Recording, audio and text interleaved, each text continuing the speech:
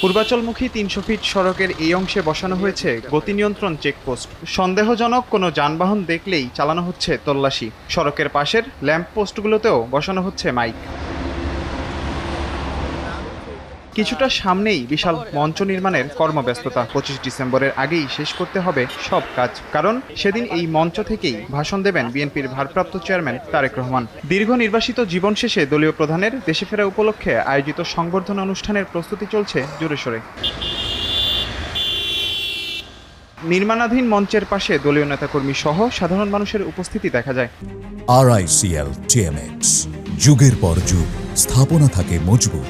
তারেক রহমানকে এক নজর দেখতে ও তার বক্তব্য শুনতে দেশের প্রত্যন্ত অঞ্চল থেকেও অনেকে আগেভাগেই পূর্বাচলে এসে জড়ো হচ্ছেন, রাত্রি যাপন করছেন আশপাশের এলাকায়।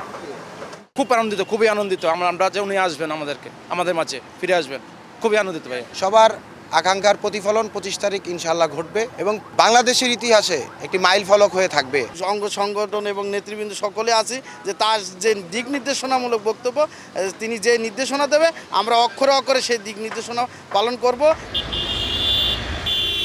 পুরো আয়োজন যেন নির্বিঘ্নে সম্পন্ন হয় সে বিষয়ে সর্বোচ্চ সতর্ক অবস্থানে রয়েছে বিএনপি। সেই ধারাবাহিকতায় সংবর্ধনা অনুষ্ঠান এলাকায় নিয়মিত তদারকি করতে দেখা যাচ্ছে দলটির দায়িত্বশীল নেতাকর্মীদের। বাংলাদেশের মানুষকে একত্রিত করার জন্য আমার মনে হয় এখন একমাত্র শক্তি আল্লাহর রহমতে জনাব তারেক রহমান।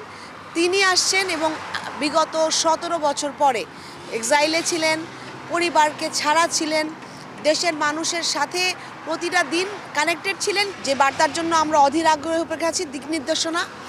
সামনের দিনগুলোতে বাংলাদেশকে আমরা কিভাবে দেখতে চাই, আমাদের যে স্লোগান সবার আগে বাংলাদেশ, এইটাকে সার্থক করে তোলার জন্যে জনগণকে সাথে নিয়ে, জনগণের পাশে নিয়ে আমাদের কি করণীয় সেই দিক নির্দেশনাই ইনশাল্লাহ আমাদের লিডারের কাছ থেকে নিয়ে আমরা চলব।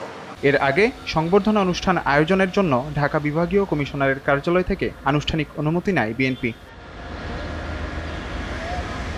মাজহার ইমন, NPB নিউজ, ঢাকা।